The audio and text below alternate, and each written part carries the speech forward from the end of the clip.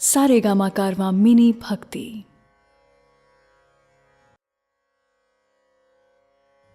भगवद गीता अध्याय 18। नमस्कार दोस्तों, भगवद गीता के आखिरी अध्याय में पहले तो अर्जुन के प्रश्नों के उत्तर दिए जाएंगे और फिर उसके बाद श्री कृष्ण गीता के लाभ बताएंगे। कहते हैं कि दुनिया के सारे ज्ञान को अगर आप समेट लें, सारे वेद, उपनिषद और शास्त्र निचोड़ लें, तो उसका सार ही भगवद गीता है। इस सब में जो सार है वो है ज्ञान। ऐसा ज्ञान जिसके आगे कुछ भी नहीं, जिससे ज्यादा कुछ भी नहीं, जिस ज्ञान के बाद और कुछ भी नहीं जानना होता। इसी ज्ञान को इस आखिरी अध्याय में भगवान कृष्ण बता रहे हैं मोक्ष संन्यास योग के रूप में।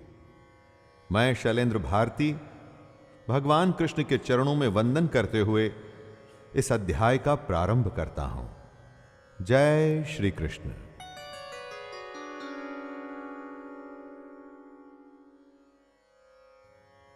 संन्यासस्य महाबाहो तत्त्वम् इच्छामि वेदितुं त्यागस्य च ऋषिकेश पृथक् केशै निषूदन।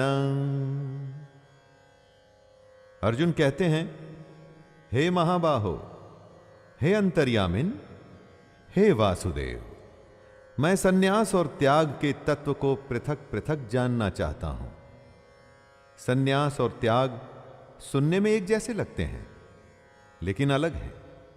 कैसे अलग हैं, यही अर्जुन जानना चाहता है। युद्ध को लड़ने से मना कर देने के कारण यह श्रृंखला शुरू हुई थी। अर्जुन की दुविधा थी और कृष्ण के हल थे।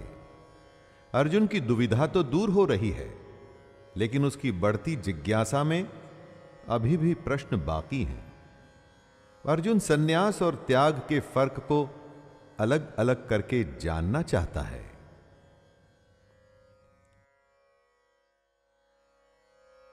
श्री भगवानुवाच काम्यानां कर्मणां न्यासं सन्न्यासं कवयो विदुः सर्वकर्म फलत्यागं प्राहुस्त्यागं विचक्षणः। कितने ही बुद्धिमान लोग अपने काम करने वाले कर्मों को छोड़ने को, यानी कि सांसारिक जीवन में नौकरी करना, विवाह करना, धन कमाना आदि के त्याग को ही सन्यास समझते हैं। कुछ दूसरे बुद्धिमान लोग सब कर्मों के फल के त्याग को त्याग मानते हैं। कर्मों के फल के त्याग से यहां मतलब हुआ कि इस लोक और परलोक की संपूर्ण कामनाओं का त्याग। बुद्धिमानों में दो मान्यता होती है दोस्तों। एक के अनुसार अपने सांसारिक जीवन को त्याग देना ही सन्यास है, और दूसरी मान्यता कहती है कि अपना सब कुछ करते हुए अपने कर्मों के फल को त्याग देना ही त्याग है। त्याज्यं दोषवदित्येके कर्म प्राहुर्मनीषिणः यज्ञदान तपः कर्म न त्याज्यमिति चापरे। कई बड़े बड़े विद्वान ऐसा मानते हैं कि कर्म खुद ही दोष युक्त है, इसलिए त्यागने के योग्य है। मतलब कोई भी कैसा भी कर्म हो तो उसमें दोष तो होगा ही, इसलिए हर कर्म त्याग देने के ही लायक है। ऐसी हालत में तो फिर सन्यास ही एक उपाय बचता है। जबकि कई दूसरे विद्वान का ऐसा कहना है कि यज्ञ, दान और तप जैसे कर्म त्यागने योग्य नहीं है। यज्ञ, दान और तप से तो परमात्मा का रास्ता खुलता है। इन्हीं को त्याग देंगे तो भगवान तक कैसे पहुंचेंगे? इसीलिए कई विद्वान ऐसा मानते हैं कि यह कर्म त्यागने लायक नहीं। निश्चयं शृणु मे तत्र त्यागे भरत सत्तमा त्यागो हि पुरुष व्याघ्र त्रिविधः संप्रकीर्तितः। त्याग और सन्यास का अगर शाब्दिक अर्थ देखा जाए तो एक ही है। इसीलिए अर्जुन अपनी शंका दूर करने के लिए दोनों में भेद बताने को कहता है। कृष्ण अलग अलग विद्वानों के अलग अलग मत के बारे में बताते हुए अर्जुन से कहते हैं, हे पुरुष श्रेष्ठ अर्जुन, सन्यास और त्याग इन दोनों में से पहले त्याग के विषय में तू मेरा निश्चय सुन, क्योंकि त्याग सात्विक, राजस और तामस भेद से 3 प्रकार का कहा गया है। यज्ञ और तप की तरह त्याग के भी 3 भेद होते हैं। इन 3 प्रकारों को सुन कि त्याग क्या है, तभी तू इसे अच्छी तरह से समझ सकेगा। यज्ञदान तपः कर्म न त्याज्यं कार्यमेव तत् यज्ञोदानं तपश्चैव पावनानि मनीषिणाम्।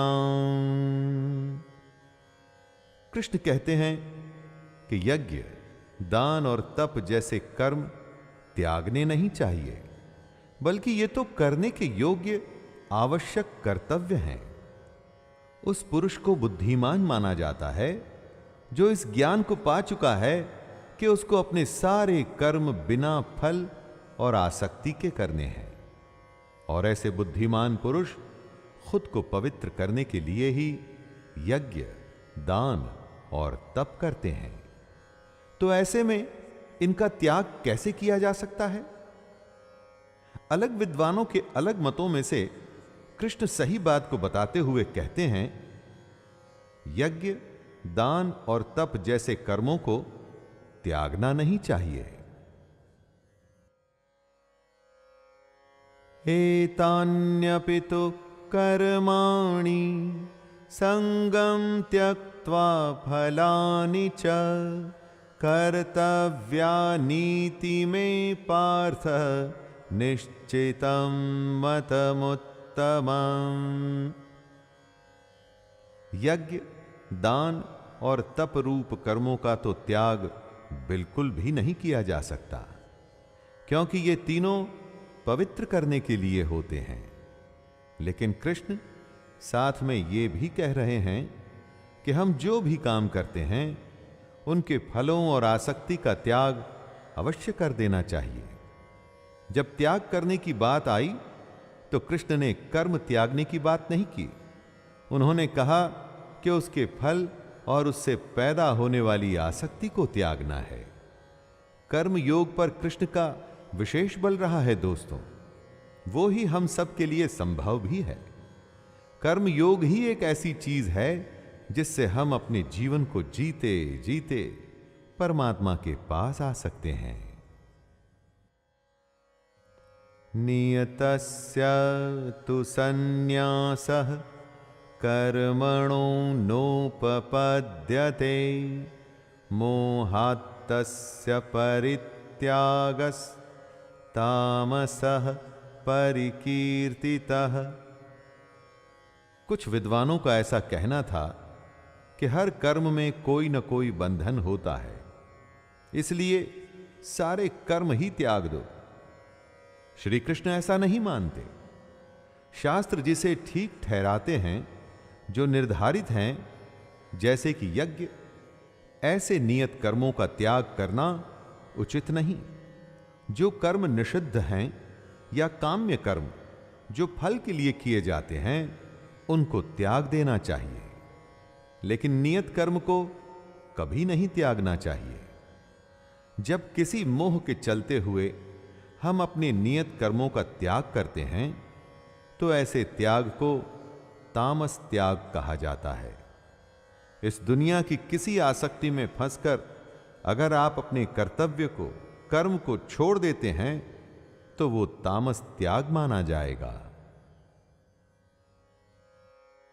दुःखमित्येव यत्कर्म काय क्लेश भजात् त्यजेत् सकृत्वा राजसं त्यागं नैव त्याग फलं लभेत्। अपने कर्म करना, कर्तव्य निभाना आसान नहीं होता। इससे हमारे शरीर को कष्ट भी होता है। जब कर्म करेंगे तो कोई ना कोई परेशानी तो होगी ही।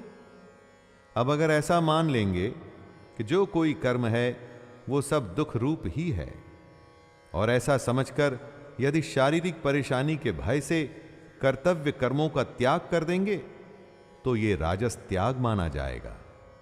ऐसे त्याग का फल कभी भी नहीं मिलता। वैसे जब भी कोई त्याग किया जाता है तो उसका फल परम शांति होती है। कभी कुछ त्याग करके देखिएगा, आप स्वयं ही समझ जाएंगे दोस्तों। लेकिन शारीरिक परेशानी के चलते अगर आपने अपने कर्मों का त्याग किया तो उसका कुछ भी फल नहीं मिलेगा, क्योंकि वो राजस त्याग है। कार्यमित्येव यत्कर्म नियतं क्रियते अर्जुन संगं त्यक्त्वा फलं चैव सत्यागः सात्विको मतः। शास्त्रों में कहे गए कर्म को ही निर्धारित कर्म या नियत कर्म माना जाता है। ऐसे कर्म को करना ही कर्तव्य होता है। कर्म को कर्तव्य समझ करने के भाव से उसके आसक्ति और फल का त्याग सात्विक त्याग माना जाता है। सात्विक त्याग में एक खास बात है, और इसीलिए ये तामसिक और राजसिक कर्मों से बिल्कुल अलग है। इसमें कर्मों का त्याग नहीं, बल्कि कर्मों से होने वाले फल और उसकी आसक्ति का त्याग है। यही वो त्याग है जिससे कर्म करने वाले की शुद्धि होती है।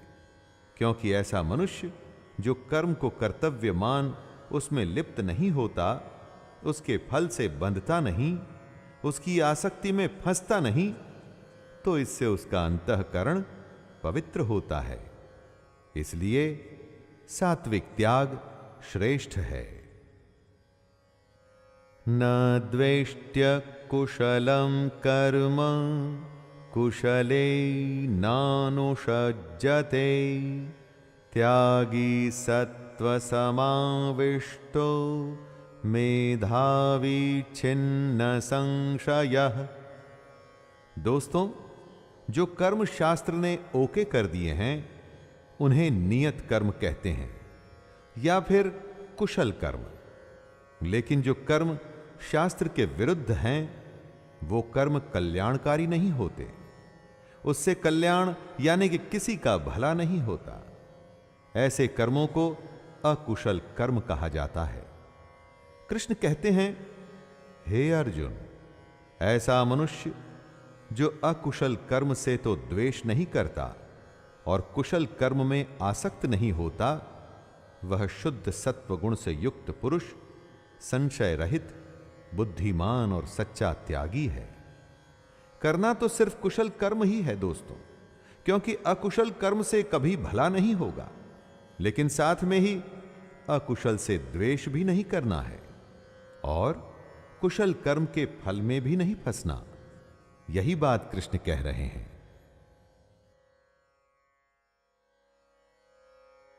न हि देहभृता शक्यं त्यक्तुं कर्माण्यशेषतः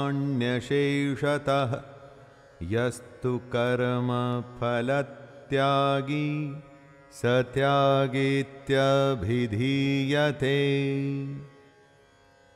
जो भी शरीरधारी हैं यानी कि जिस भी मनुष्य की देह है उसके द्वारा कर्मों का त्याग संभव ही नहीं। आपके कर्म, आपके संस्कार आपके साथ बंधे होते हैं। जब आप एक शरीर को छोड़ दूसरे शरीर में जाते हैं तो ये संस्कार भी आपके साथ आते हैं। तो चाहे शरीर इस जन्म का हो या अगले जन्म का या उससे भी अगले जन्म का, जब तक शरीर रहेगा ऐसा संभव ही नहीं कि आप अपने कर्मों का त्याग कर दें। जो कर्म फल का त्याग कर सकता है बस वो ही त्याग है, बाकी कुछ नहीं। त्यागी सिर्फ उसी को कहा जाएगा जो अपने कर्मों के बंधन में बंधता नहीं। अनिष्टमिष्टं मिश्रं च त्रिविधं कर्मणः फलं भवत्यत्यागिनां प्रेत्य न तु सन्न्यासिनां क्वचित्। जो सकाम कर्म करते हैं उनके कर्मों का फल उन्हें मिलता ही है, अच्छा, बुरा या फिर मिला हुआ। ऐसे 3 प्रकार का फल मरने के पश्चात अवश्य मिलता है। लेकिन पूर्ण सन्यासी सबसे बड़ा त्यागी है।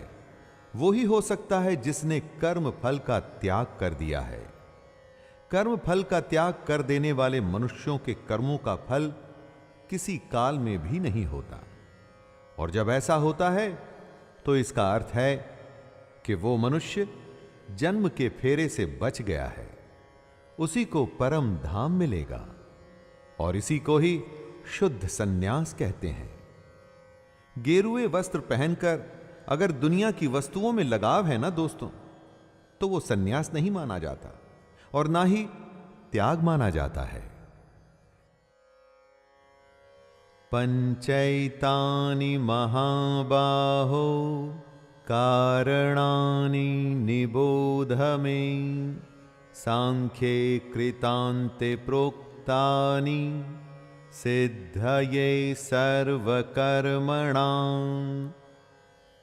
अविद्या की वजह से हम अपने अंदर की आत्मा को नहीं देख सकते, अपने अंदर के कृष्ण को नहीं देख पाते, बस कर्म किए चले जाते हैं और उन कर्मों के बंधन में फंसते चले जाते हैं।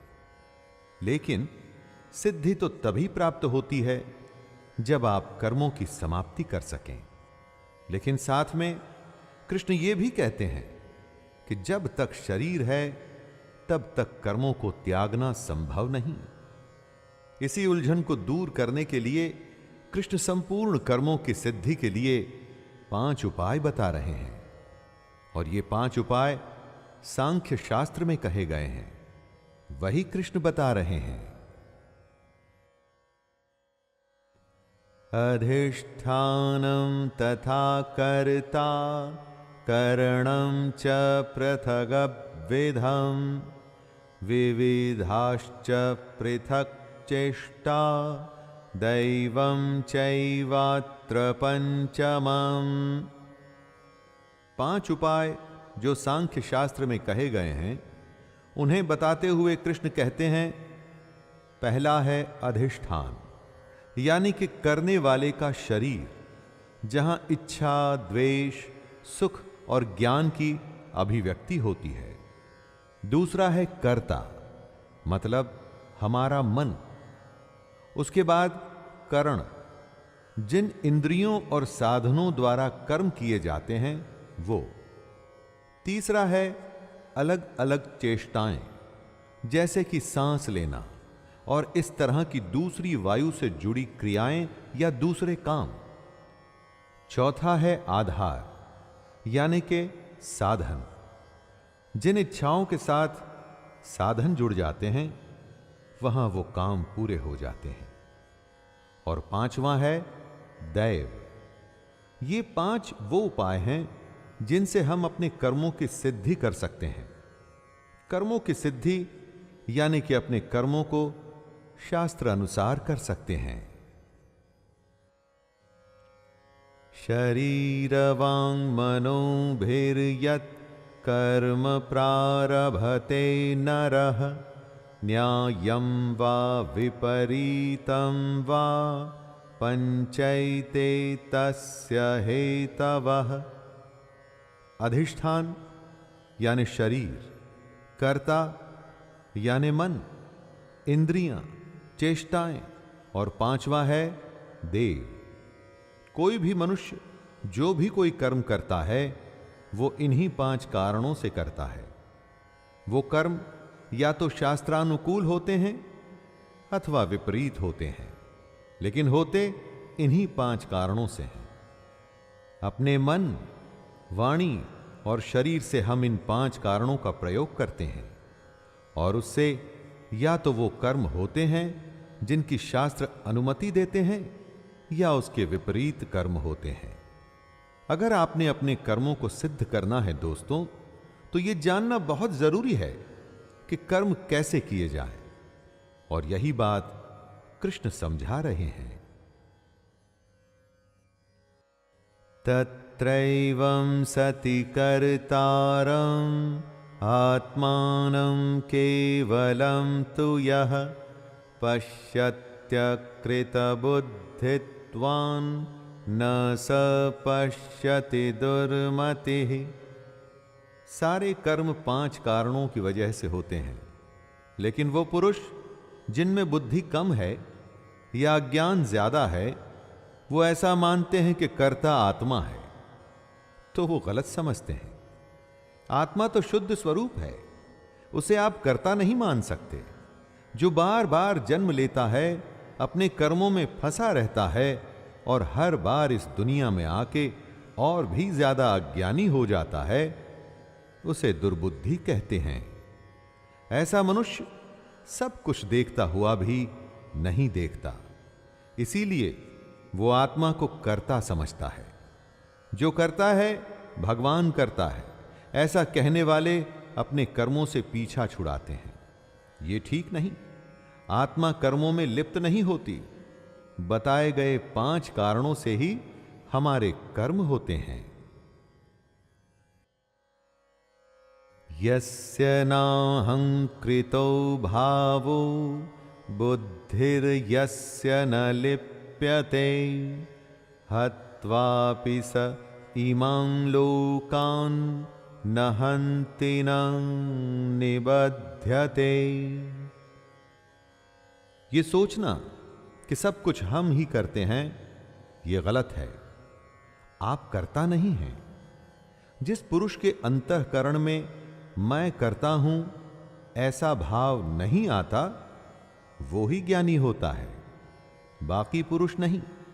जिसकी बुद्धि सांसारिक पदार्थों में और कर्मों में लिपायमान नहीं होती, कर्म और उसके पदार्थों में नहीं बंधती, वो पुरुष ज्ञानी होता है।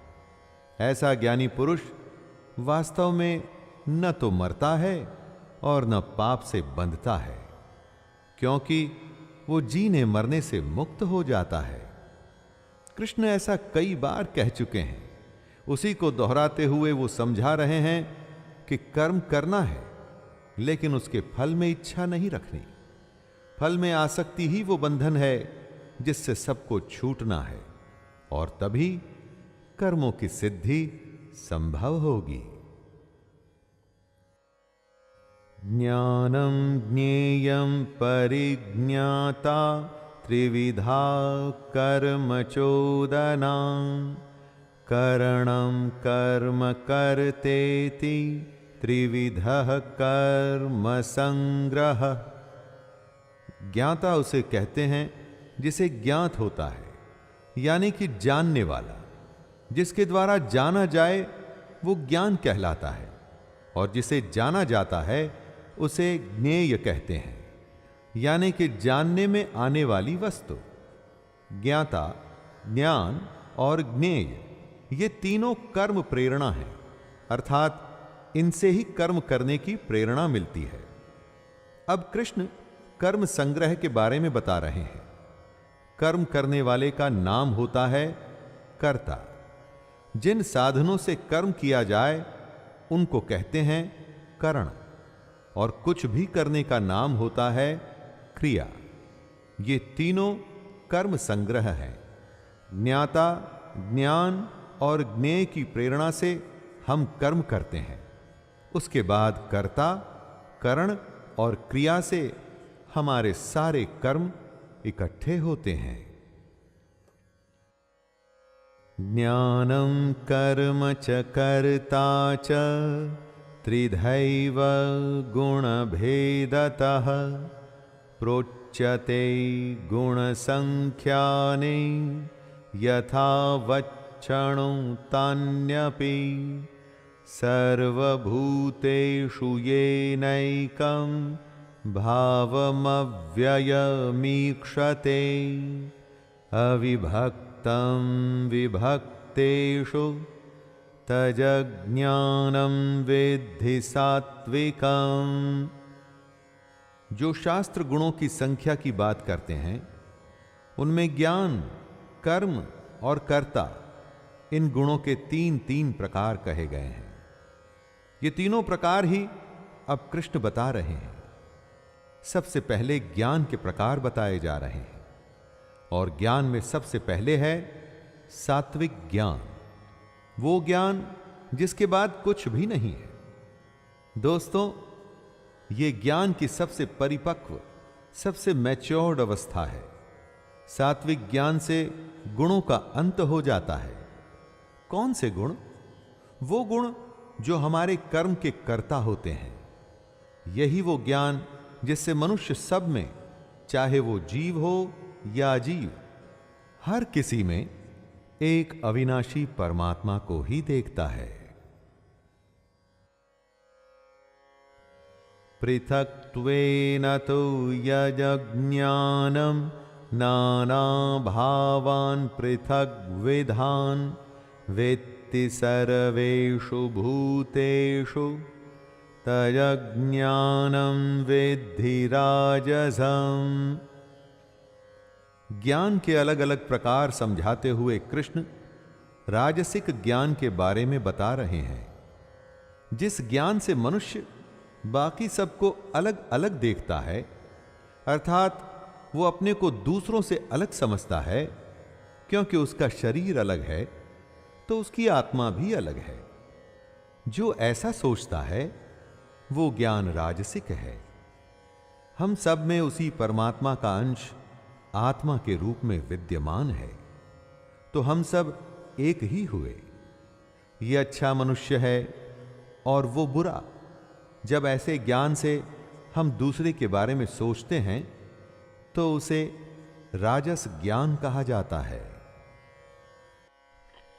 यत्तु कृत्स्न वदेकस्मिन् कार्ये सक्तमहैतुकम् अतत्त्वार्थ वदल्पञ्च तत्तामसमुदाहृतम्।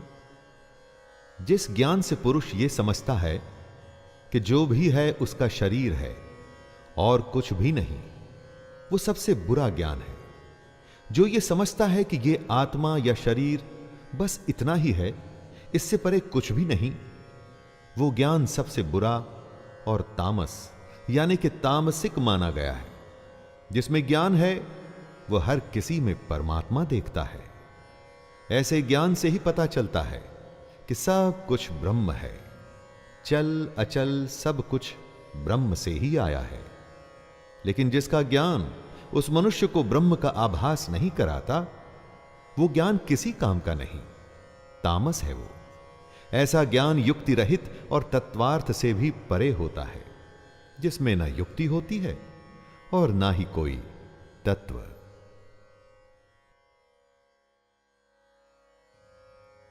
नियतं संगरहितं अरागद्वेषतः कृतं अफलप्रेप्सुना कर्म यत् तत्सात्विकमुच्यते।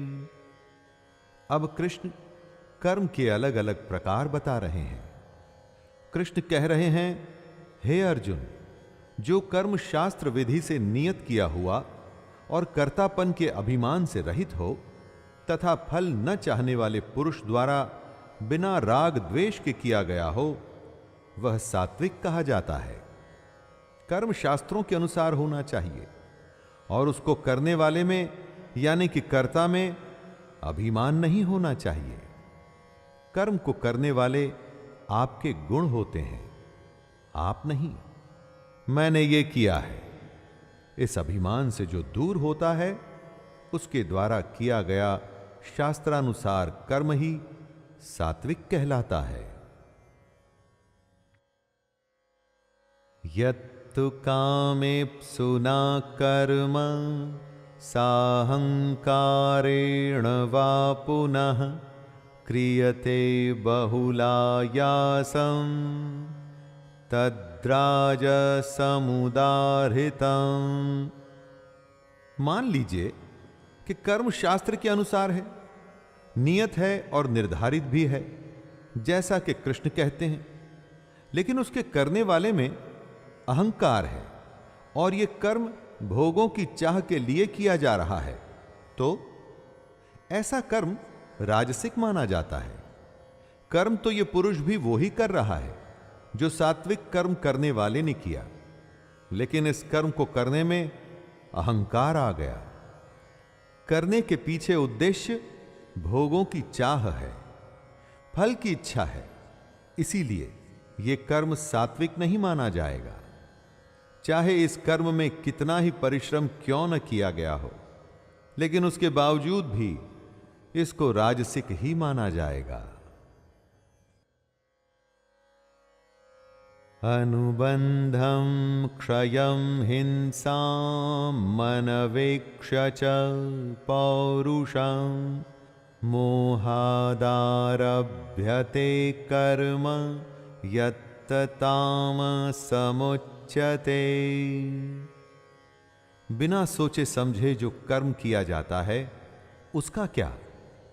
जिस कर्म को करते हुए उसके परिणाम के बारे में नहीं सोचा जाता, जिस कर्म में यह नहीं सोचा जाता कि कितनी हिंसा होगी और क्या उस कर्म को करने में कर्ता का सामर्थ्य भी है, ऐसे कर्म को तामसिक कहा जाता है। तामसिक कर्म अज्ञान से शुरू होता है। सोच और समझ का जिन कर्मों में एकदम अभाव होता है वो कर्म तामसिक माना जाता है। तमोगुण से जो कर्म होते हैं वो तामसिक कर्म होते हैं। इसलिए दोस्तों, अगली बार जब आप कुछ भी करें तो पहले सोचिएगा कि आपका कर्म कौन सी श्रेणी में आता है। मुक्त संगो नहंवादी धृत्युत्साह समन्वितः सिद्धय सिद्धयो निर्विकारः कर्ता सात्विक उच्यते। कृष्ण कर्ता के रूपों को समझा रहे हैं। कर्ता यानी कि करने वाला। सबसे पहले सात्विक कर्ता, जो कर्ता संग रहित है अर्थात आसक्ति से रहित है, जो कर्म करते हुए घमंड में बड़ी बड़ी बातें नहीं करता, वो कर्ता जिसमें धैर्य भी है और उत्साह भी, ऐसा कर्ता सात्विक माना जाता है। सात्विक कर्ता काम के पूरा होने पर ना तो खुश होता है और ना ही उदास होता है। ऐसे कर्ता के गुण सात्विक होते हैं दोस्तों, क्योंकि योगी की परिभाषा भी तो यही है ना, न खुश और ना ही दुखी। सात्विक कर्ता बस अपने कर्म को कर्तव्य की तरह करता है, बिना डींगे हांके और बिना खुश और दुखी हुए। रागी कर्म फल प्रेप्सुर लुब्धो हिंसात्मको शुचिः हर्ष शोकान्वितः कर्ता राजसः परिकीर्तितः। जिस कर्ता में आसक्ति है यानी कि मोह है और वो कर्म करते हुए उसके फल को चाहता है, वो राजसिक कर्ता माना जाता है। राजसिक कर्ता की पहचान होती है उसका लोभ। वो सब कुछ लालच में आके करता है। दूसरों को कष्ट देने में उसे परेशानी नहीं होती। जो न अंदर से ही शुद्ध होता है और ना ही बाहर से। जो बहुत ज्यादा खुश होता है या बहुत ज्यादा दुख में रहता है, वो राजसिक कहलाता है। जब मोह में आके किसी लालच यानी कि कर्म के फल के लिए कर्म किया जाता है, जहां दूसरे की परेशानी को न सोच के बस अपना काम निकाला जाता है, तो या तो खुशी होती है या दुख, और ऐसा करने वाले को ही राजसिक कर्ता कहा जाता है। आयुक्तः प्राकृतः स्तब्धः शठो नैष्कृतिको लसः विषादी दीर्घसूत्री च कर्ता तामस उच्यते। अब कृष्ण समझा रहे हैं तामसिक कर्ता को। जैसा कि नाम से समझ में आता है, तामसिक कर्ता यानी कि नाश करने वाला। जो मनुष्य काम के लिए अयुक्त है, मतलब कि ठीक नहीं है, जिसमें शिक्षा की कमी है, जो घमंडी और धूर्त है, वो ही तामसिक कर्ता माना जाता है। तामसिक कर्ता दूसरों की जीविका यानी लाइवलीहुड का नाश करने वाला होता है। दोस्तों, ऐसा कर्ता शोक करने वाला, एक नंबर का आलसी और दीर्घ सूत्री होता है। दीर्घ सूत्री उसे कहते हैं जो आज की बात को कल पे टालता है और बस टालता ही जाता है। खुद को देखिए, अपने लोगों को और दोस्तों को देखिए और सोचिए कि आप कौन से कर्ता हैं। बुद्धिर्भेदं धृतेश्चैव गुणतस्त्रिविधं शृणु प्रोच्यमानमशेषेण पृथकत्वेन धनंजय। ज्ञान, कर्म और कर्ता के भेद बताने के बाद अब कृष्ण बुद्धि और धृति के गुणों के अनुसार उनके 3 प्रकार के भेद बता रहे हैं। हमारे चित्त में बुद्धि भी होती है और धृति भी। बुद्धि तो आप जानते ही हैं, जिससे कि आप लोग सोचते हैं, समझ को ग्रहण करते हैं, और धृति यानी कि धारण करने की शक्ति, खुद को रोकने की शक्ति। बुद्धि और धृति में बड़ा गहरा संबंध है। जब आप खुद को रोक सकेंगे, अपने पर नियंत्रण कर सकेंगे, तभी तो बुद्धि को कोई विचार अच्छा लगेगा। या फिर जब विचार आ गया, तब उसको अमल में लाने के लिए, इंद्रियों का विषय बनाने के लिए हमें खुद पर नियंत्रण करना पड़ता है। प्रवृत्तिं च निवृत्तिं च कार्याकार्ये भयाभये बंधं मोक्षं च या वेति बुद्धिः सा पार्थ सात्विकी। इस श्लोक में कृष्ण सात्विक बुद्धि को समझा रहे हैं। जो बुद्धि प्रवृत्ति मार्ग और निवृत्ति मार्ग का भेद समझाती है, वो सात्विक है। प्रवृत्ति मार्ग यानी कि गृहस्थ में रहते हुए फल और आसक्ति को त्याग देना, और बुद्धि का केवल लोक शिक्षा के लिए इस्तेमाल करना। और निवृत्ति मार्ग होता है जब देहाभिमान को त्याग कर संसार से विरक्त हो, बस परमात्मा को सोचते हुए विचरना। ज्यादातर ऋषि मुनि निवृत्ति मार्ग को ही अपनाए हुए हैं। इसी तरह से जो बुद्धि कर्तव्य और अकर्तव्य को, भय और अभय को तथा बंधन और मोक्ष को असल में जानती है, उनके यथार्थ को जानती है, वह बुद्धि सात्विकी कहलाती है। यया धर्मं च कार्यं चाकार्यमेव च अयथावत् प्रजानाति बुद्धिः सा पार्थ राजसी। जो बुद्धि धर्म और अधर्म भेद नहीं कर पाती, वो बुद्धि राजसी कहलाती है। शास्त्र जिसके लिए हां कहते हैं, वो धर्म होता है, और जिसके लिए मना करते हैं, वो अधर्म होता है। बुद्धि ही इन दोनों में फर्क बताती है, और जो बुद्धि फर्क नहीं बता पाती, संदेह में रहती है, वो राजसी होती है। इसी तरह से राजसिक बुद्धि कर्तव्य और अकर्तव्य का भी अंतर नहीं जानती।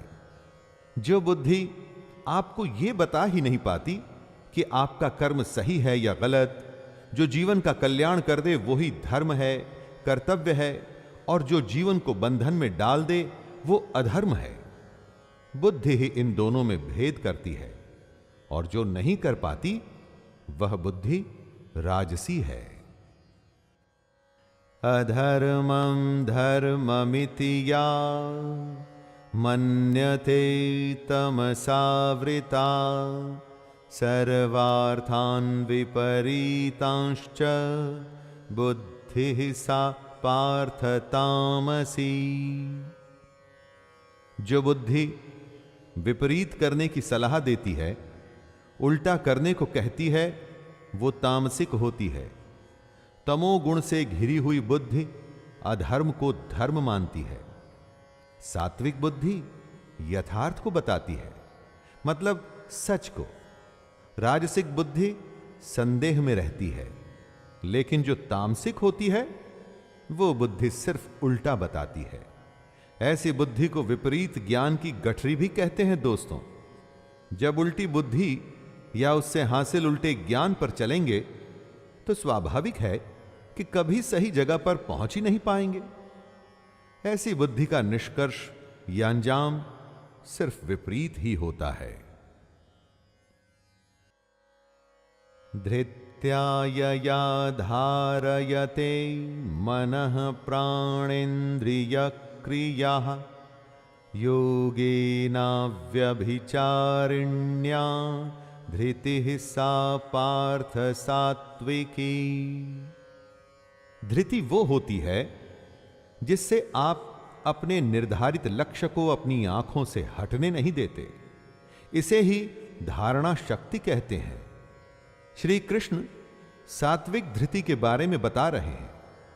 जो धारण शक्ति परमात्मा के सिवाय अन्य किसी भी सांसारिक यानी कि वर्ल्डली विषय को धारण नहीं करती, वह अव्याभिचारिणी धारणा मानी जाती है और इसीलिए सात्विक होती है।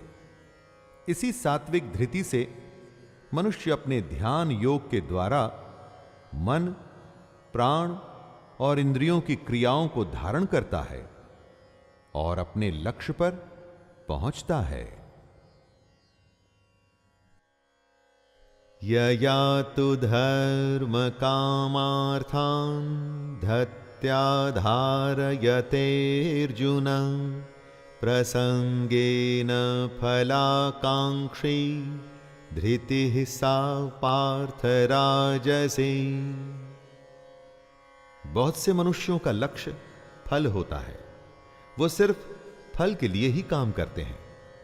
मनुष्य के 4 पुरुषार्थ होते हैं: धर्म, अर्थ, काम और मोक्ष।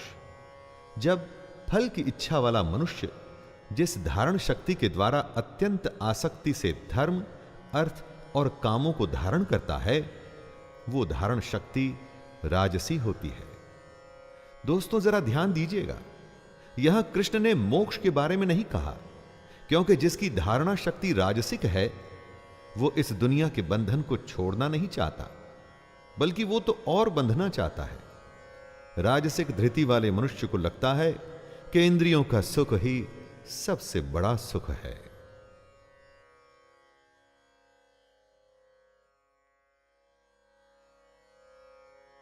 यया स्वप्नं भयं शोकं विषादं मदमेव च न विमुञ्चति दुर्मेधा धृतिः सा पार्थ तामसी। कितने ही लोग होते हैं जिन्हें हम बुरा मानते हैं दोस्तों। दुष्ट, विलन, अलग अलग नामों से बुलाते हैं उनको। उनके बारे में कृष्ण कहते हैं, हे पार्थ, दुष्ट बुद्धि वाला मनुष्य जिस धारण शक्ति के द्वारा निद्रा, भय, चिंता और दुख को तथा उन्मत्तता को भी नहीं छोड़ता, अर्थात धारण किए रहता है, वह धारण शक्ति तामसी है। अब समझिए दोस्तों कि क्यों कोई दुष्ट अपनी दुष्टता छोड़ता नहीं, क्योंकि उसकी धारणा शक्ति ही तामसिक है। नींद, शक, चिंता और पागलपन को जो धारण किए रहता है, जो इनके अधीन है, वो भला अपनी दुष्टता को कैसे छोड़ेगा। सुखम त्विदानीं त्रिविधम शृणु मे भरतर्षभ, अभ्यासाद्रमते यत्र दुःखान्तं च निगच्छति, यत्तदग्रे विषमिव परिणामे मृतोपमं, तत्सुखं सात्विकं प्रोक्तम् आत्मबुद्धि प्रसादजम्। दोस्तों, इन 2 श्लोक में कृष्ण सुख को डिफाइन कर रहे हैं, उसके प्रकार बता रहे हैं। जब हम छोटे थे तो क्या पढ़ने में हमारा मन लगता था? नहीं। लेकिन बड़े होकर अब जब उसी पढ़ाई से हम अपना जीवन चलाते हैं, तब जाके उस पढ़ाई का मोल समझ में आता है। उसी तरह से सांसारिक विषय में फंसे हुए पुरुष को परमात्मा के भजन, उसका ध्यान, सेवा आदि का अभ्यास शुरू शुरू में अच्छा नहीं लगता, विष लगता है, पढ़ाई करते हुए बच्चे की तरह। लेकिन बाद में यही भगवान का भजन, उसका ध्यान अमृत हो जाता है, जब उस परमात्मा की प्राप्ति होती है। जिस सुख में साधक दुखों के अंत को प्राप्त हो जाता है, जो सुखों दुखों का अंत कर देता है, ऐसा सुख जो आरंभ काल में यद्यपि विष के तुल्य प्रतीत होता है, परंतु परिणाम में अमृत के तुल्य है, वह सुख सात्विक होता है। विषयेन्द्रिय संयोग्याद् दत्तदग्रे मृतोपमं, परिणामे विषमिव तत्सुखम राजसं स्मृतम्। जो सुख पहले विष लगे और बाद में अमृत, और जो दुखों का अंत करे, वो सात्विक होता है। और जो सुख विषय और इंद्रियों के संयोग से हो, यानी कि हमारी दुनिया के सारे सुख, वो राजसिक होते हैं। इन सुखों की पहचान है कि पहले पहले तो ये अमृत के जैसे लगते हैं, बड़ा आनंद आता है जब आप धन कमाते हैं, नाम कमाते हैं, फिर उस धन और नाम के लिए काम करते हैं। लेकिन बाद में ये अमृत विष बन जाता है, जब अर्जित किए हुए बल, वीर्य, बुद्धि, धन, उत्साह और परलोक का नाश होता है। विषय और इंद्रियों के संयोग से होने वाले सुख के परिणाम को विष के तुल्य कहा गया है। इसीलिए ये सुख राजस कहा गया है। यदग्रे चानुबंधे च सुखम मोहनमात्मनः, निद्रालस्य प्रमादोत्थम तत्तामसमुदाहृतम्। निद्रा, आलस्य और प्रमाद में कई मनुष्यों को बड़ा सुख मिलता है, बहुत आनंद आता है, और शुरू में ही नहीं, अंत तक वो इस सुख को ही सब कुछ मानते हैं। ऐसा सुख तामसिक होता है। जो सुख भोग काल में तथा परिणाम में भी आत्मा को मोहित करने वाला है, ऐसा निद्रा, आलस्य और प्रमाद से उत्पन्न सुख तामस कहा गया है। आलस तमोगुण का धर्म है।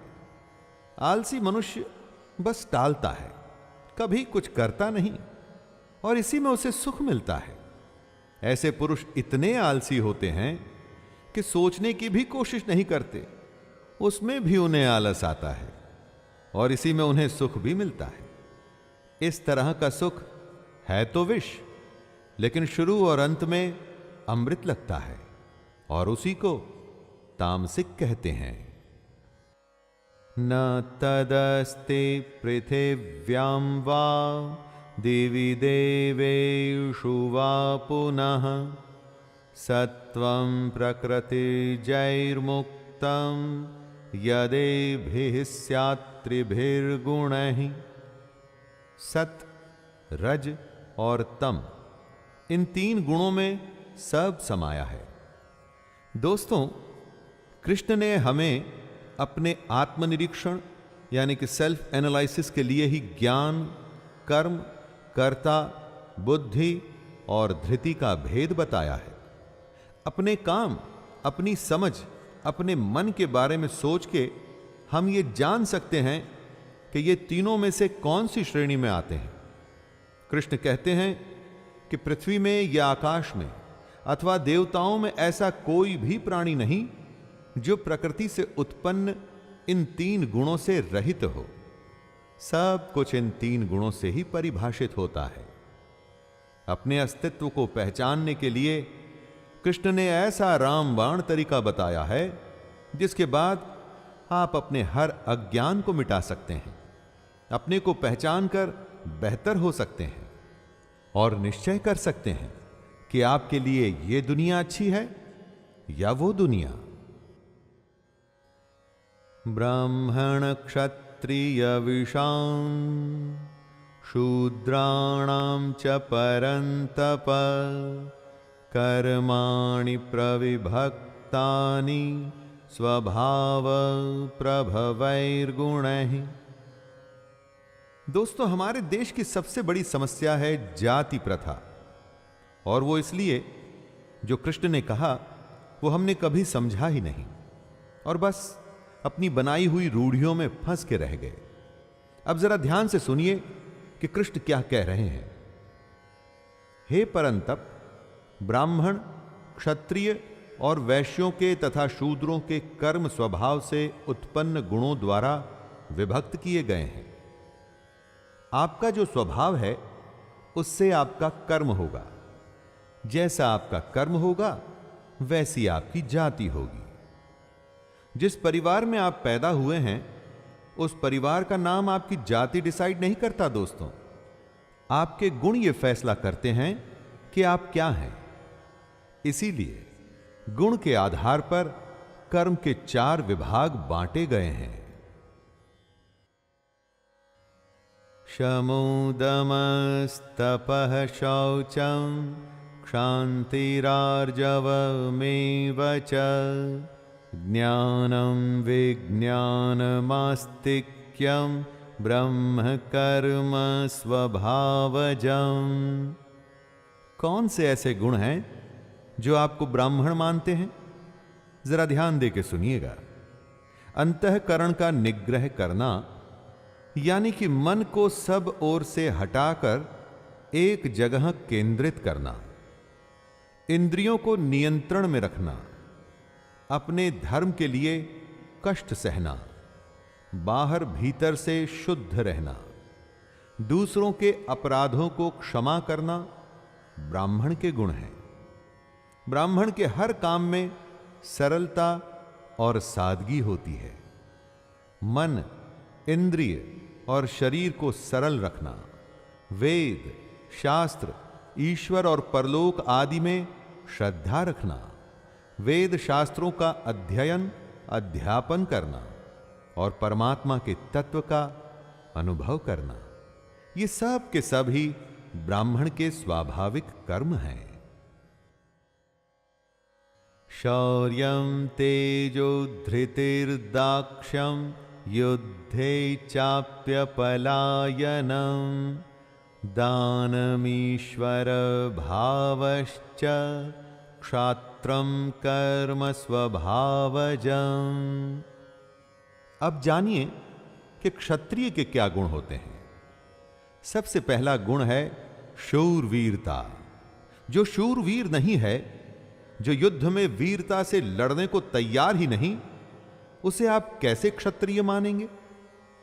शूरवीर होने के अलावा क्षत्रिय में तेज होना चाहिए, धैर्य होना चाहिए, अगर संयम नहीं होगा तो आप युद्ध में ज्यादा समय टिक नहीं पाएंगे। क्षत्रिय को चतुर भी होना पड़ेगा। युद्ध में सिर्फ लड़ाई नहीं होती, कूटनीति का, रणनीति का भी प्रयोग होता है। क्षत्रिय के सबसे बड़े गुणों में से एक है युद्ध में न भागना। इसके अलावा क्षत्रिय को दान देना चाहिए और उसमें स्वाभिमान होना चाहिए। ये सब के सभी क्षत्रिय के स्वाभाविक कर्म हैं। कृषि गौरक्ष वाणिज्यम वैश्य कर्म स्वभावजम परिचर्यात्मकं कर्म शूद्रस्यापि स्वभावजम। इस श्लोक में कृष्ण वैश्य और शूद्रों के बारे में बता रहे हैं। खेती, गौपालन अर्थात गाय पालना और क्रय विक्रय रूप सत्य व्यवहार वैश्य के स्वाभाविक कर्म माने गए हैं। कृष्ण कहते हैं क्रय विक्रय रूप सत्य व्यवहार यानी बिजनेस। जी हां दोस्तों, सच्चा बिजनेस वस्तुओं के खरीदने और बेचने में तौल, नाप और गिनती आदि से कम देना अथवा अधिक लेना अर्थात लेन देन में बेईमानी तथा झूठ, कपट, चोरी और जबरदस्ती से अथवा अन्य किसी प्रकार से दूसरों के हक को ग्रहण कर लेना सत्य व्यवहार नहीं होता। बिजनेस में यह सत्य व्यवहार वैश्य के स्वाभाविक कर्म है। शूद्र यानी जो अल्पज्ञ है, जिसमें ज्ञान की कमी है, जिसमें ज्ञान कम है, वो अपना उद्धार सिर्फ बाकियों की सेवा से ही कर सकता है।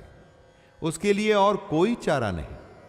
अगर आप अपना ज्ञान बढ़ाते नहीं तो आप शूद्र की श्रेणी में आएंगे और तब सबकी सेवा करना ही शूद्र का स्वाभाविक कर्म होगा। स्वे स्वे कर्मण्यभिरतः संसिद्धिं लभते नरः स्वकर्मनिरतः सिद्धिं यथा विन्दति तच्छृणु। आपके गुणों से आपके कर्म होते हैं और जो अपने अपने स्वाभाविक कर्मों में तत्परता से लगा हुआ होता है वो मनुष्य भगवत प्राप्ति रूप परम सिद्धि को प्राप्त हो जाता है। यहां पर सीख यह है दोस्तों कि सबको अपने स्वकर्म करने हैं, उसी में निरंतर लगे रहना है। अगर आप अपने स्वकर्म में लगे रहेंगे तो फिर आपको सिद्धि पाने से कोई नहीं रोक सकता। अगर आप अच्छे गुण ग्रहण करेंगे तो आपके कर्म अच्छे होंगे और उन्हीं अच्छे कर्मों को अगर आप तत्परता से करेंगे, मन, वचन और पूरी मेहनत से करेंगे तो परम सिद्धि को अवश्य प्राप्त होंगे। यतः प्रवृत्तिर्भूतानां येन सर्वं इदं ततं स्वकर्मणा तमभ्यर्च्य सिद्धिं विन्दति मानवः। कृष्ण ये बता चुके हैं कि आपके गुणों के आधार पर आपके स्वाभाविक कर्म होते हैं और अगर अपने इन कर्मों का आप पालन करते हैं तो सिद्धि को प्राप्त होते हैं। दोस्तों, जैसे बर्फ एक रूप है लेकिन असल में तो पानी है, उसी तरह से ये पूरी दुनिया भी अलग अलग रूप में है लेकिन असल में तो ब्रह्म है। उसी ब्रह्म परमेश्वर से संपूर्ण प्राणियों की उत्पत्ति हुई है। उस परमेश्वर की अपने स्वाभाविक कर्मों द्वारा पूजा करके मन, वाणी, शरीर से कर्म करते हुए स्वाभाविक कर्तव्य कर्म का आचरण करना ही एक रास्ता है परम सिद्धि को प्राप्त करने का। श्रेयान् स्वधर्मो विगुणः परधर्मात् स्वनुष्ठितात् स्वभावनियतं कर्म कुर्वन्नाप्नोति किल्बिषम्। कौवा अगर हंस की नकल करेगा तो कुछ भी हासिल नहीं होगा दोस्तों। अगर दूसरों को देख आप उसके जैसा करने की कोशिश करेंगे तो आप कहीं के नहीं रहेंगे। आपको अपना कर्म करना है, अपना धर्म निभाना है। अच्छे प्रकार से आचरण करते हुए दूसरे के धर्म से अपना धर्म श्रेष्ठ है। जो अपना धर्म निभाता है वो मनुष्य पाप को कभी प्राप्त नहीं होता। आप जानते हैं आप दूसरे की नकल कब करते हैं? जब आपको ईर्ष्या होती है तभी आप दूसरे के जैसा होना चाहते हैं। परंतु मित्रों, ऐसा करके कभी सिद्धि नहीं मिलती। हर हालत में अपना धर्म और अपना कर्म करते रहना है। सहजं कर्म कौन्तेय सदोषमपि न त्यजेत सर्वारंभा हि दोषेण धूमेनाग्निरिवावृताः। अगर आग होती है तो धुआं भी होता है। उसी तरह से अगर कर्म है तो उसमें भी दोष तो होगा ही। अगर आपका कर्म दोष युक्त है लेकिन आपका धर्म है तो उसे करना चाहिए। कृष्ण कहते हैं, हे कुंती पुत्र, दोष युक्त होने पर भी सहज कर्म को नहीं त्यागना चाहिए। सहज कर्म वही है जो आपके स्वभाव से पैदा हुआ है। स्वभाव क्या है? जो आपके गुण से पैदा हुआ है। अपने गुण को पहचान आपको अपना कर्म करना है। यह नहीं सोचना कि दूसरा क्या कर रहा है या आपको उसके जैसा नहीं करना है। सिर्फ अपना निज धर्म, निज कर्म करना है, और वो भी पूरी सच्चाई से। असक्त बुद्धि सर्वत्र जितात्मा विगत स्पृहः नैष्कर्म्य सिद्धिं परमां संन्यासेनाधिगच्छति। सांख्य योगी यानी कि सन्यासी कैसे ब्रह्म को प्राप्त होता है, उसी का उल्लेख कृष्ण इस श्लोक में कर रहे हैं। सबसे पहले सन्यासी को होना है सर्वत्र आसक्ति रहित बुद्धि वाला, यानी कि बच्चे, पत्नी, दुनिया, जिसकी किसी में भी आसक्ति नहीं, जो इन सब के मोह से मुक्त हो चुका है, वो जो स्पृहा रहित है, वो यानी कि जिसकी तृष्णा, प्यास खत्म हो चुकी है। अगर तृष्णा होती है तो आप फल के लिए कर्म करते हैं। इसीलिए सन्यासी को तृष्णा रहित होना है। और तीसरा, जिससे सन्यासी ब्रह्म को प्राप्त कर सकता है, वो जो अपना अंतःकरण यानी कि अपना मन जीत चुका है। ऐसा सन्यासी पुरुष सांख्य योग के द्वारा उस परम नैष्कर्म्य सिद्धि को प्राप्त होता है। नैष्कर्म्य सिद्धि यानी कि कर्म करते हुए भी कर्म न करने की स्थिति, जो कर्म योगियों को ही प्राप्त होती है। सिद्धिं प्राप्तो यथा ब्रह्म तथाप्नोति निबोध मे समासेनैव कौन्तेय निष्ठा ज्ञानस्य या परा। जब आपको कुछ मिल जाता है तो उसके बाद उस वस्तु की आवश्यकता खत्म हो जाती है। उसी तरह से सिद्धि होती है।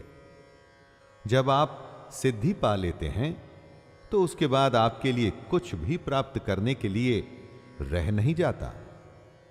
मतलब जब आप अपने मन पर जीत पा लेंगे, अपनी इंद्रियों को वश में करके अपनी कामना और अपने मोह को खत्म कर लेंगे, तो फिर आप सिद्ध की श्रेणी में आएंगे दोस्तों।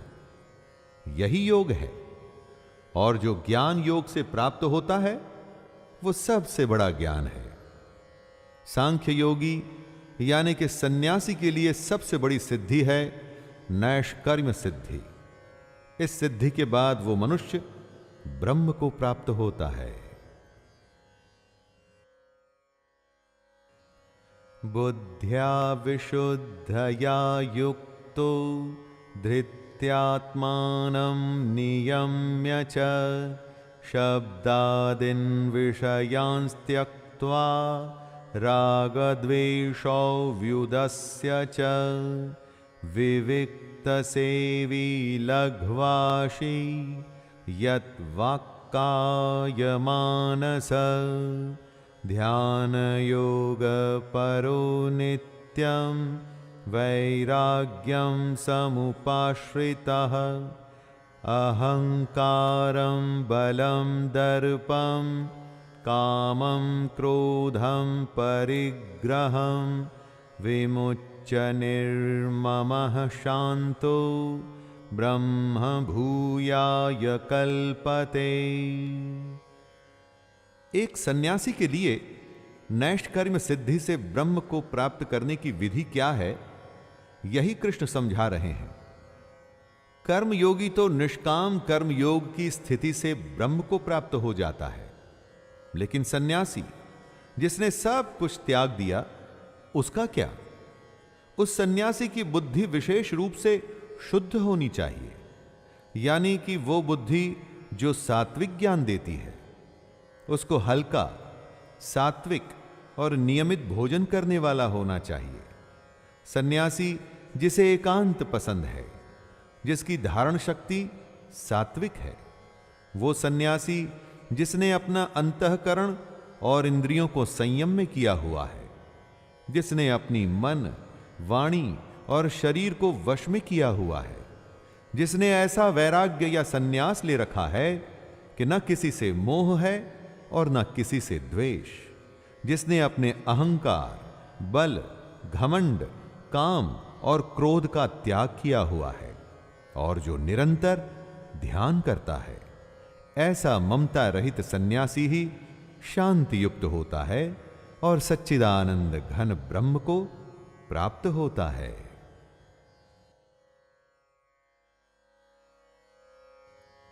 ब्रह्मभूतः प्रसन्नात्मा न शोचति न कांक्षति समः सर्वेषु भूतेषु मद्भक्तिं लभते पराम्। वो सांख्य योगी जो वैराग्य और सन्यास की सबसे बड़ी सिद्धि पा लेता है, वो उस ब्रह्म में ही केंद्रित रहता है। उसके ध्यान से वो कभी विचलित नहीं होता। ऐसा प्रसन्न मन वाला योगी न तो किसी के लिए शोक करता है और न किसी की आकांक्षा ही करता है। दोस्तों, सांख्य योगी की सबसे बड़ी भक्ति क्या होती है? सबसे बड़ी भक्ति को कृष्ण पराभक्ति कहते हैं और पराभक्ति के बारे में बताते हुए कहते हैं कि वो भक्ति जिसमें तत्व ज्ञान की पराकाष्ठा होती है, यानी कि जिसको जानने के बाद और कुछ जानना बाकी नहीं रहता। इसी पराभक्ति को ज्ञान की परानिष्ठा, परम नैष्कर्म्य सिद्धि और परम सिद्धि कहा जाता है।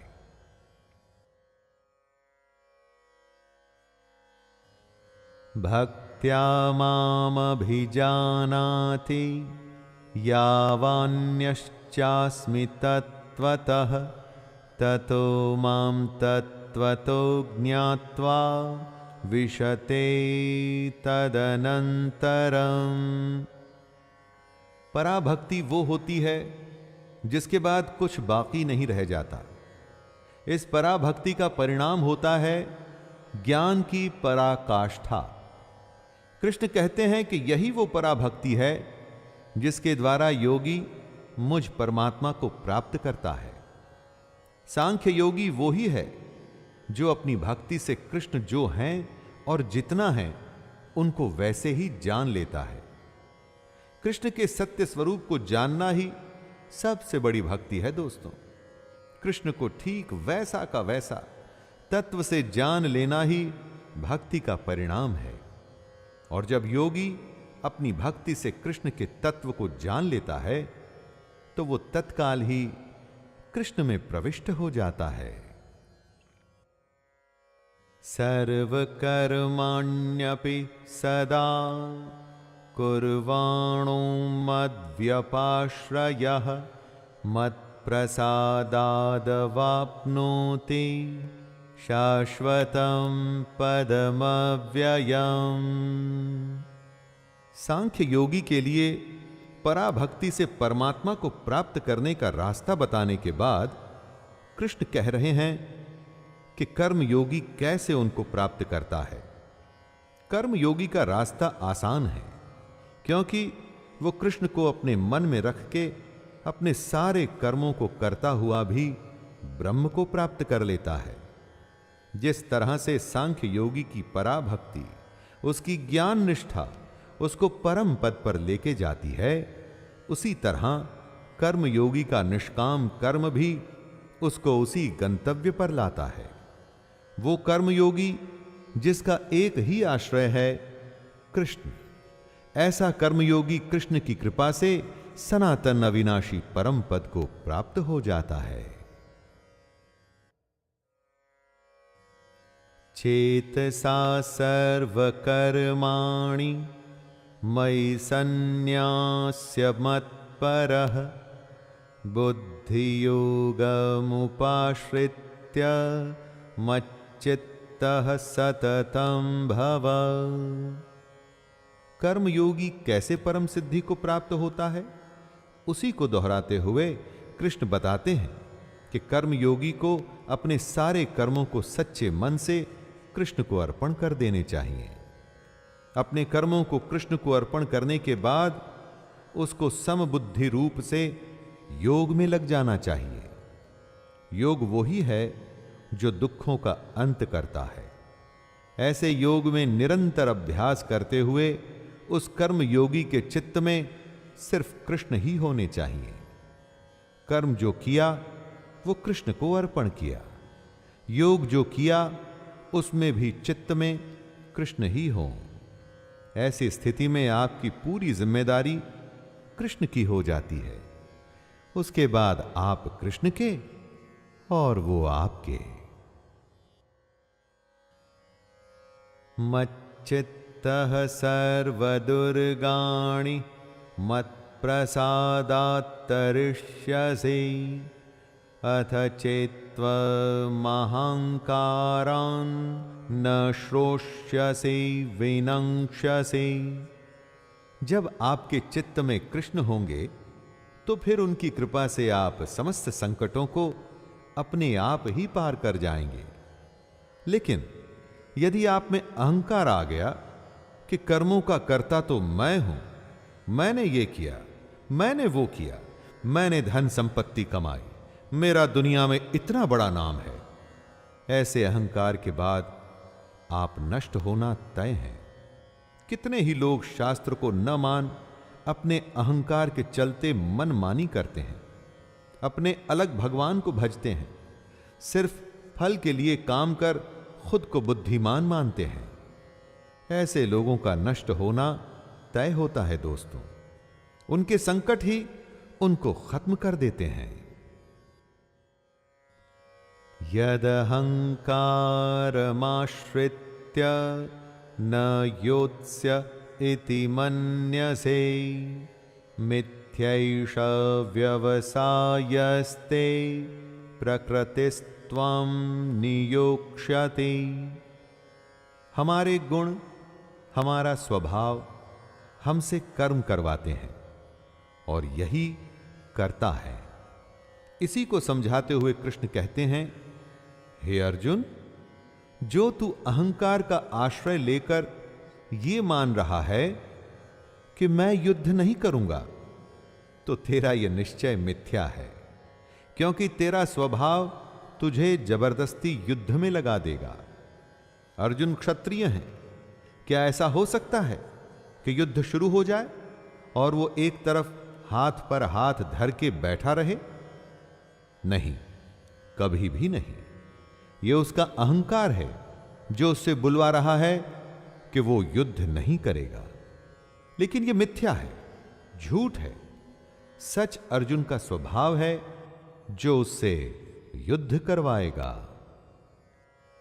स्वभावजेन कौन्तेय निबद्धः स्वेन कर्मणा कर्तुं नेच्छसि यन्मोहात् करिष्यस्य वशोऽपि तत्। अर्जुन ने युद्ध करने से जो मना कर दिया था, उसका विश्लेषण करते हुए कृष्ण कहते हैं कि ऐसा वो मोह के कारण नहीं करना चाहता, और ऐसा उसे अभी लग रहा है, लेकिन उसका स्वभाव उसे विवश कर देगा युद्ध करने के लिए। अर्जुन की ही तरह दोस्तों, हम सबके पूर्वकृत स्वाभाविक कर्म होते हैं, चाहे पिछले जन्म के हों या इस जन्म के। वो स्वभाव ही हमसे हमारे कर्म करवाते हैं। आप चाहें या ना चाहें, वो कर्म तो आप करते ही हैं, और इन्हीं कर्मों को करना आपका धर्म भी होता है। यही आपका स्वधर्म भी होता है। इसलिए मोह में आके ऐसा सोचना कि आप कर्तव्य नहीं करेंगे, वो गलत होता है, मिथ्या होता है। ईश्वरः सर्वभूतानां हृद्देशेऽर्जुन तिष्ठति भ्रामयन् सर्वभूतानि यंत्र आरूढ़ानि मायया। अगर आपके शरीर को एक यंत्र या मशीन माना जाए, तो इस दुनिया में यह यंत्र घूम रहा है। दोस्तों, कोई भी मशीन खुद अपने आप कुछ नहीं कर पाती। उस मशीन को कोई चलाने वाला चाहिए होता है, और हमारे शरीर रूपी यंत्र को चलाता है ईश्वर, ब्रह्म। उसी की माया है ये दुनिया। हमारे कर्मों के अनुसार इस दुनिया में हमारा शरीर काम करता है, जिसका नियंत्रण उसी के हाथ में है, जो ब्रह्म है, परमात्मा है, और हमारे शरीर में वो आत्मा है। अपने हृदय में स्थित इसी ब्रह्म को पहचानना ही तो सारा खेल है दोस्तों। जब तक आप नहीं पहचानते, इस माया का प्रपंच चलता ही रहता है, चलता ही रहता है, चलता ही रहता है। तमेव शरणं गच्छ सर्वभावेन भारत तत्प्रसादात् परां शान्तिं स्थानं प्राप्स्यसि शाश्वतम्।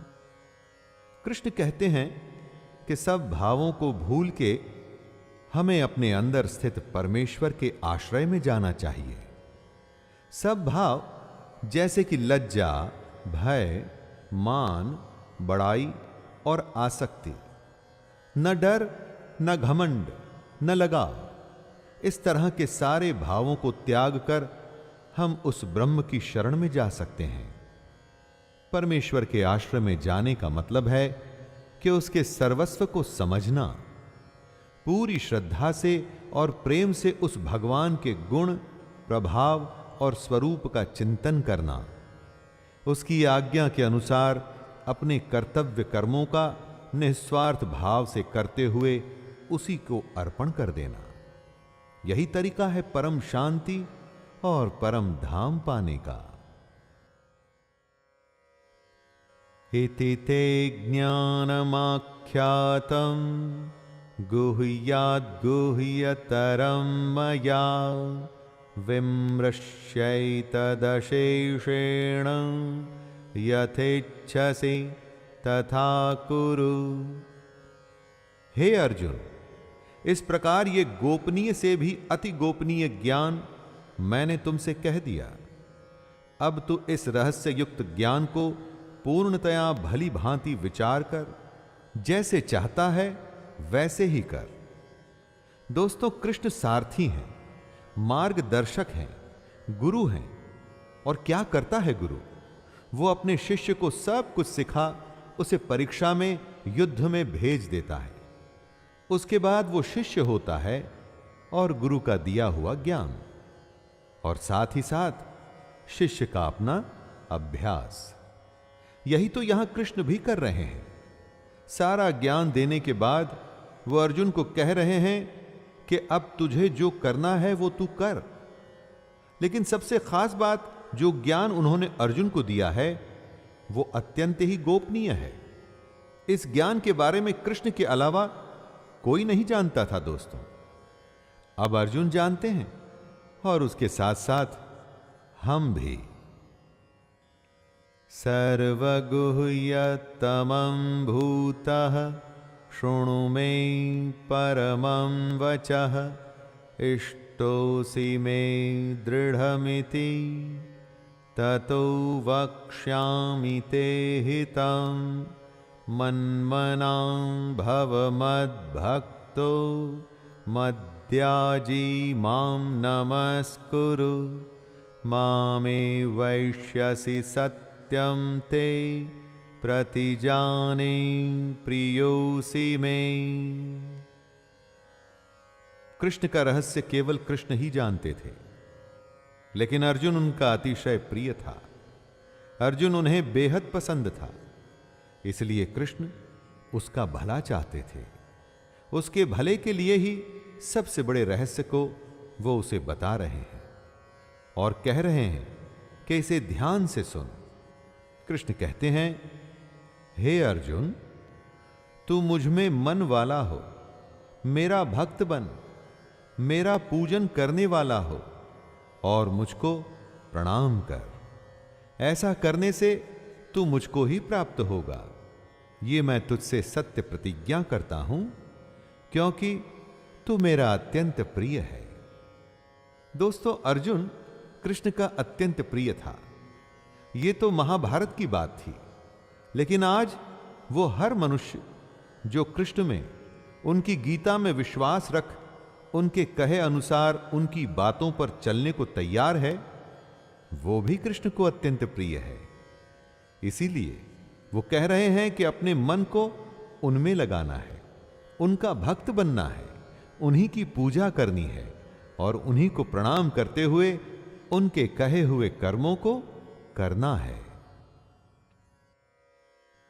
सर्वधर्मान् परित्यज्य मामेकं शरणं व्रज अहं त्वा सर्वपापेभ्यो मोक्षयिष्यामि मा शुचः। अपना अहंकार, अपने होने का भाव, अपना अस्तित्व सब कुछ भूलकर बस अपने को कृष्ण की शरण में डाल देना है। ऐसा ही कृष्ण कहते हैं। अपने धर्मों को, यानी कि अपने संपूर्ण कर्तव्य कर्मों को कृष्ण को सौंपकर सिर्फ उस सर्वशक्तिमान, सर्वाधार परमेश्वर की ही शरण में जाना है। कृष्ण कहते हैं, हे अर्जुन, मैं तुझे संपूर्ण पापों से मुक्त कर दूंगा, तू शोक मत कर।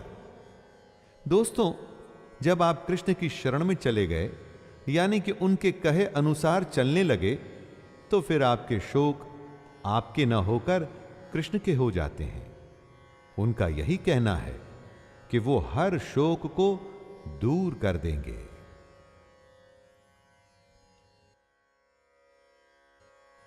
इदं ते न तपस्काय न भक्ताय कदाचन न चाशु श्रूषवे वाच्यं न च मां योऽभ्यसूयते।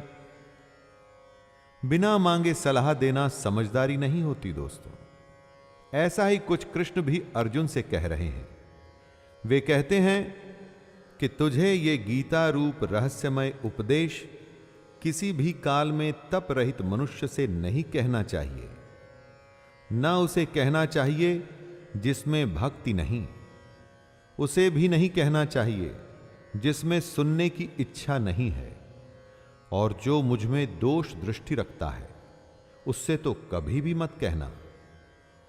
जो श्री कृष्ण के स्वरूप से इनकार करे उसे क्या कृष्ण की महिमा बता के फायदा होगा? जो कृष्ण को नहीं मानता उसे क्या गीता सुना के फायदा होगा? बिल्कुल भी नहीं। इसलिए ऐसे लोगों से गीता या गीता के ज्ञान की बात नहीं करनी चाहिए जो इसका सम्मान न कर सके। जिनमें समझ ना हो और जो ये सुनना ही न चाहते हो, उनसे भगवत गीता के बारे में बात करनी ही नहीं चाहिए।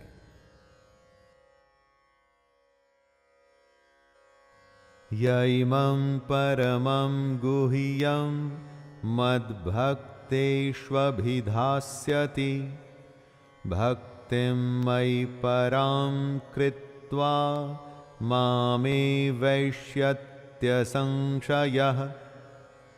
कृष्ण कहते हैं कि जो उनके स्वरूप से इनकार करता है उसे गीता नहीं सुनानी चाहिए। जिसमें भक्ति नहीं उसको गीता का ज्ञान देना व्यर्थ है। लेकिन साथ में कृष्ण ये भी कहते हैं कि जो पुरुष मुझ में परम प्रेम करके इस परम रहस्य युक्त गीता शास्त्र को मेरे भक्तों में कहेगा वह मुझको ही प्राप्त होगा। इसमें कोई संदेह नहीं है। यहां कहेगा से सिर्फ ये मतलब नहीं कि आप गीता पाठ करेंगे। दोस्तों, यहां कहेगा से यह मतलब है कि जो ज्ञान बांटेगा तो खुद भी वो उसी ज्ञान पर चलेगा, और जो कृष्ण के बताए ज्ञान पर चलेगा तो स्वाभाविक ही है कि एक दिन वो कृष्ण को ही प्राप्त हो जाएगा। न च तस्मान् मनुष्येषु कश्चिन्मे प्रियकृत्तमः भविता न च मे तस्मादन्यः प्रियतरो भुवि। कृष्ण ने अर्जुन को अपना सबसे प्रिय बताया, और वो इसलिए क्योंकि कृष्ण जानते थे कि अर्जुन उनका सबसे बड़ा भक्त है। सबसे बड़ा भक्त इसलिए नहीं कि अर्जुन उनकी भक्ति करता था, इसलिए कि वो कृष्ण को अपना गुरु मान उनकी हर कही बात पर चलता था। ऐसा कृष्ण हर किसी के लिए कह रहे हैं। दोस्तों, जो भी सच्चे भाव से गीता का प्रचार करेगा वो कृष्ण को सबसे अधिक प्रिय है। जो भी गीता की कही बात पर चलकर औरों को ज्ञान और कर्म के पथ पर बढ़ाएगा, उससे अधिक कृष्ण को पूरे पृथ्वी भर में कोई भी प्रिय नहीं, और भविष्य में भी ऐसे भक्त से अधिक प्रिय कृष्ण को कोई नहीं होगा। अध्येष्यते च य इमं धर्म्यं संवादमावयोः ज्ञानयज्ञेन तेनाहम् इष्टः स्यामिति मे मतिः। कृष्ण कहते हैं कि जो पुरुष इस धर्ममय गीता यानी कि हम दोनों के संवाद रूप गीता शास्त्र को पढ़ेगा, उसके द्वारा भी मैं ज्ञान यज्ञ से पूजित होऊंगा, ऐसा मेरा मत है। गीता शास्त्र के पाठ की भी कितनी बड़ी महिमा है। सिर्फ पाठ करने से ही ज्ञान यज्ञ का लाभ मिल रहा है, और असल में यह सिर्फ पाठ नहीं है। गीता को पढ़ने से जो ज्ञान की तरंग हमारे मस्तिष्क को आंदोलित करती है, वो हमारे जीवन को बदलने के लिए बहुत है। गीता का पाठ यज्ञ है, और जिसका परिणाम ज्ञान है। ज्ञान की प्राप्ति के बाद सब कुछ संभव है। दोस्तों,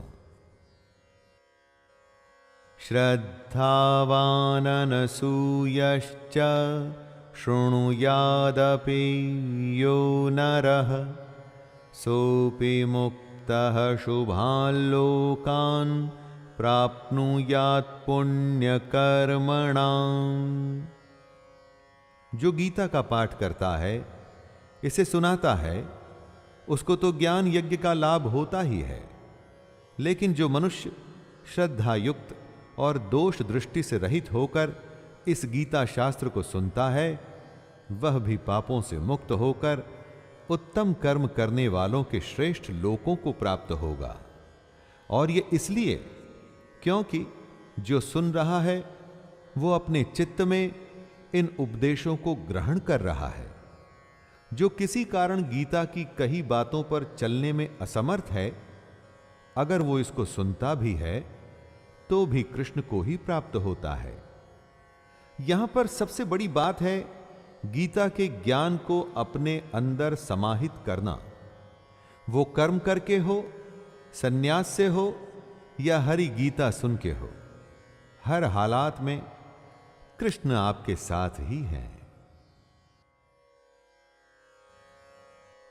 कच्चिदेतच्छ्रुतं पार्थ त्वयैकाग्रेण चेतसा कच्चिदज्ञानसम्मोहः प्रनष्टस्ते धनञ्जय। अर्जुन उवाच नष्टो मोहः स्मृतिर्लब्धा त्वप्रसादान्मयाच्युत स्थितोऽस्मि गतसन्देहः करिष्ये वचनं तव। सबसे बड़े ज्ञान, सबसे गोपनीय ज्ञान जिसको आज तक किसी ने नहीं सुना था, ऐसे ज्ञान को बांटने के बाद कृष्ण अर्जुन से पूछते हैं, हे पार्थ, क्या इस गीता शास्त्र को तूने एकाग्र चित्त से श्रवण किया?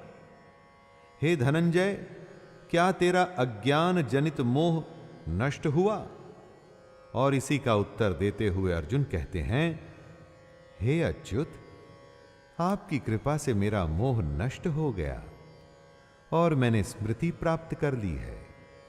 अब मैं संशय रहित होकर स्थिर हूं, अतः आपकी आज्ञा का पालन करूंगा। दोस्तों, हमारे भारत की परंपरा थी स्मृति, यानी कि अपनी याद से ज्ञान आगे बांटा जाता था। इसीलिए अर्जुन कह रहे हैं कि उन्हें स्मृति प्राप्त हुई। इस स्मृति से, ज्ञान से उनका मोह नष्ट हुआ। इसी मोह के चलते अर्जुन ने अपने शस्त्र रख दिए थे और युद्ध करने से मना कर दिया था।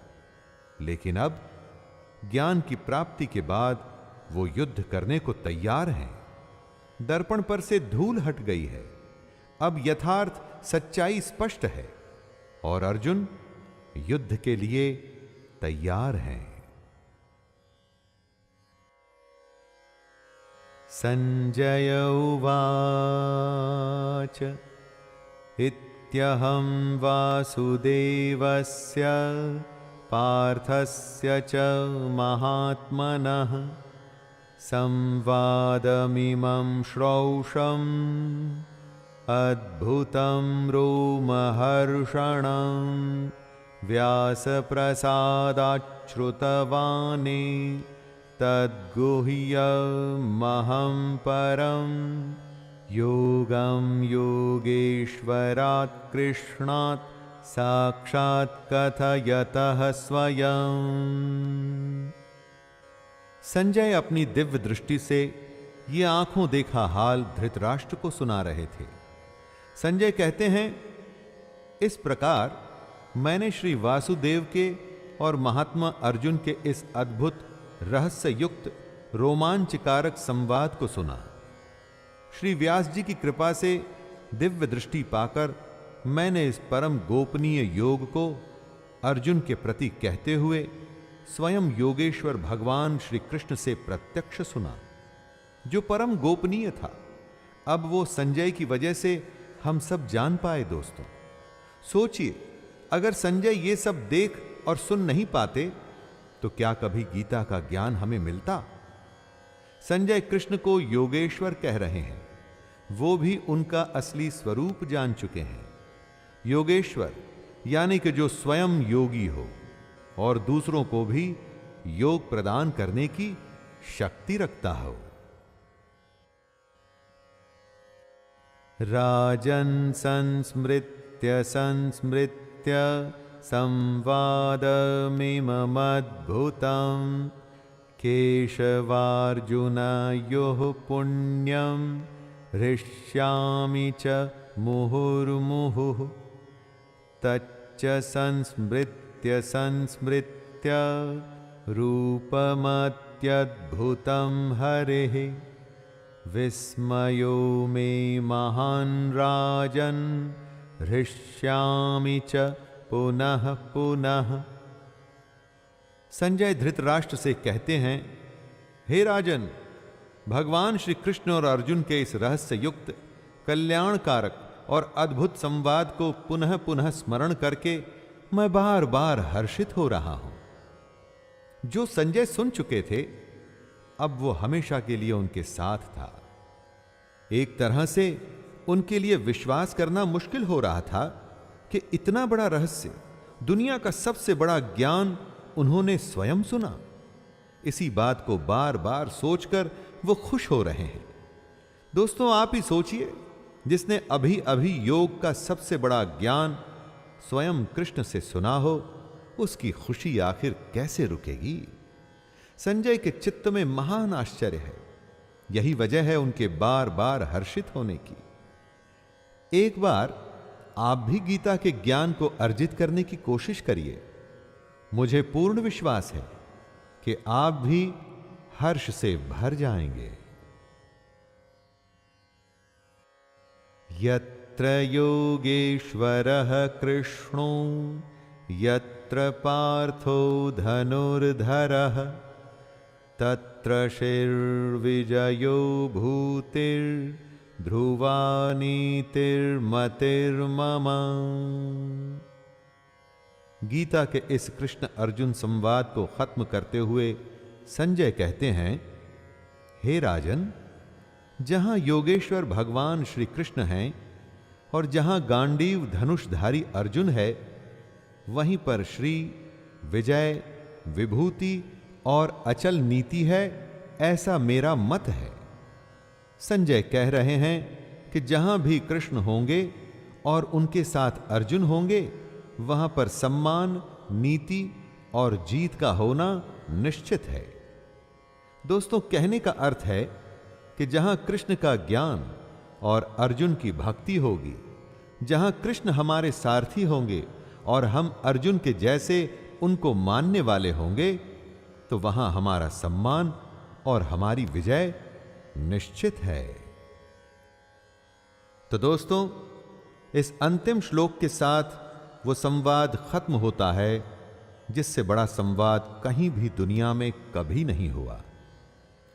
ज्ञान का ऐसा महासागर कभी भी ऐसे सिमट के नहीं आया है, और ऐसा ज्ञान जिससे बड़ा कुछ भी नहीं, जिसके बाद कुछ भी नहीं। और यह ज्ञान है कि ध्यान हमारा धनुष है, इंद्रियों की दृढ़ता गांडीव है और ध्यान करने वाला अर्जुन है। यानी कि हम सब अर्जुन हैं। अपनी इच्छा शक्ति से गांडीव की तरह हमें अपने मन, अपनी इंद्रियों को नियंत्रण में रख अपने ध्यान को अपने कर्म पर केंद्रित करना है। हमें कर्म योगी बनना है और किसी भी युद्ध से मुंह न मोड़ते हुए उसे अपना कर्तव्य मान युद्ध करते रहना है। तो लीजिए दोस्तों, इसी के साथ मैं शैलेंद्र भारती आपसे विदा लेता हूं। जय श्री कृष्ण।